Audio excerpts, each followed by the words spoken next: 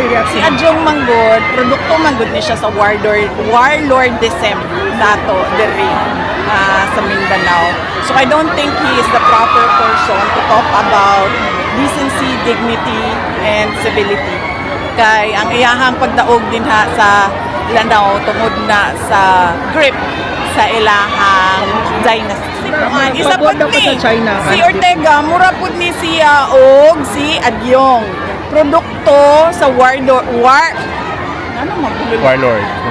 si Ortega, maupod ni siya si Adyong. Produkto sa warlordism dinhi sa ato ang nasod. So, angay niya nga mo-adopt po og deafening silence. Kaya wa siya katungod mo abli sa iyahang ba. Dapat managot ang Pangulo sa kay Digong pagkidnap. Yes! Dapat! Because number one, dili to mahitabo ang pagkidnap kay President Duterte diri sa ato ang nasod kung wala to'y approval sa presidente. Sinabi ng palas na huwag kang asal bata makasiri doon sa remarks mo na hindi mo ituturo kay BBM kung paano ibababa yung 20 pesos na kilo ng bigas. Kanino Sabi galing ni yan? Claire Castro, yung best friend mo. Sabi ko na nga, diba, huwag na tayo makinig kay Claire Castro kasi isa siyang gigo. Garbage in, garbage out. Tama na. Vice, tanong ko lang sa local, umaasa ba kayo sa MILF may papangalanan sila or endorse sila from PDP Laban? And nagtataka ba kayo kung hindi sila nagsasalita after PRD na dinala sa Hague? Sino? Ang MILF. MILF? Well, katungod na no sa tanan organisasyon kung unsa ang ilahang pamulitika. Ang importante lang nagkasinabot sila sa ilahang sa sulod sa ilahang organisasyon kung asa padulong ang ilahang mga suporta. Wala ta mamugos bisan ka kinsa.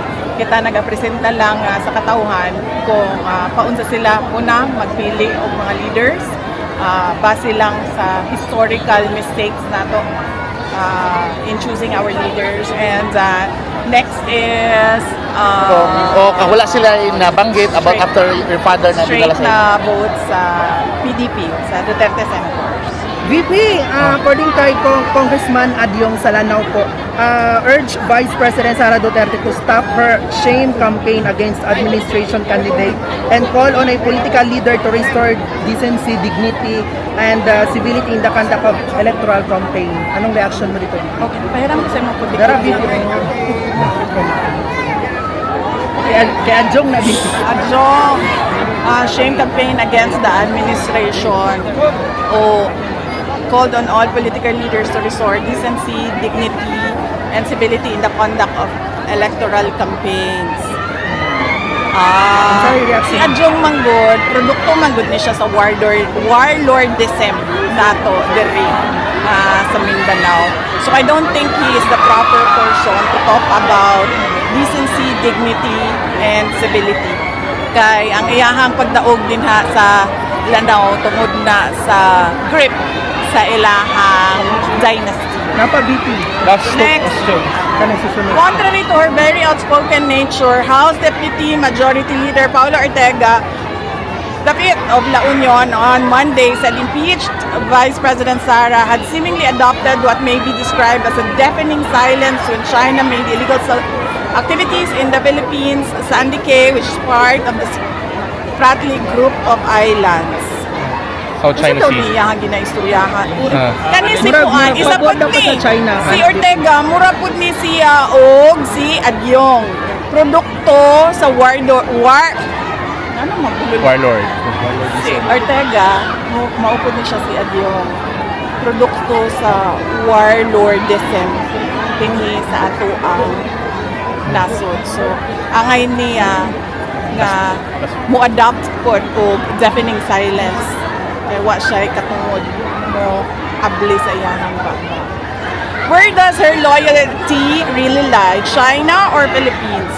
From my perspective, it seems she knows nothing in campaign but to engage in political mudslinging hit PBBM administration allies with China as her stone-etched template, accused Duterte. So, Kay Ortega, hindi ba obvious nga naa ako diri sa Pilipinas nagapangampanya para sa mga kandidato para sa ato ang nasod?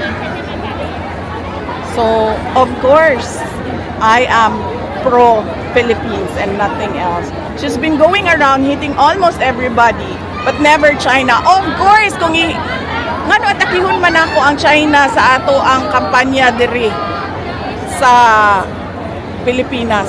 Nga ang problema nato diri ang kawalan ng pagtutupad ng mga pangako, sama na sa 20 ang bugas.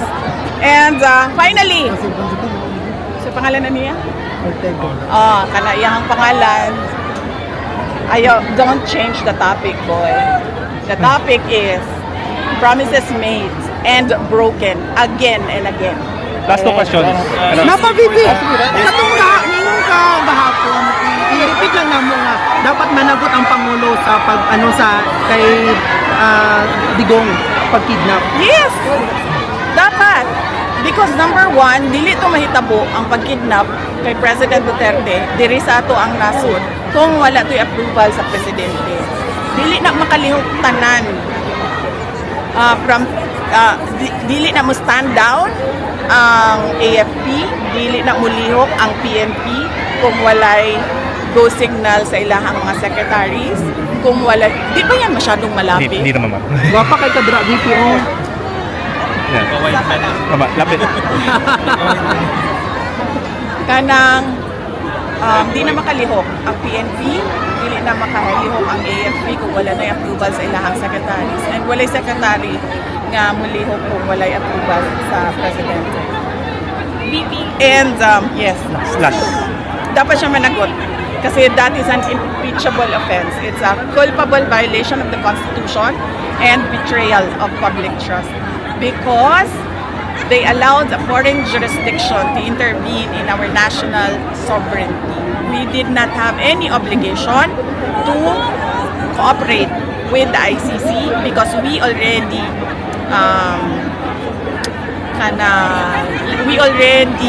filed our petition to withdraw from the ICC and walay jurisdiction ang ICC para mubuhat ng investigasyon kay President Rodrigo Duterte o Vicente Quinzon.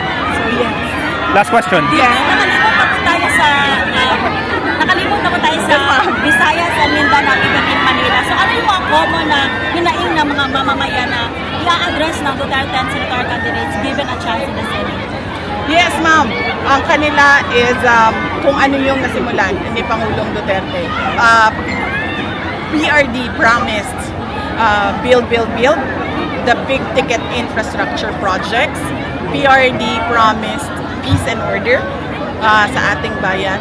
And naturally, when there is peace and order, development o kalambuan, kaunlaran ay sumusunod din. Mag-attend po tayo sa iba pang remaining Last. PDP rallies po with Kitty Duterte. Hindi ko pa, wala pa ako schedule pagkatapos nito, ma'am. Kasi ito pa lang yung katapusan ng schedule namin mula Visayas, mula Leyte, papuntang North Cotabato. So, mag-schedule pa kami ng aming mga gagawin sa May 7, May 8, May 9, at May 10. Thank you. Thank you. Thank you.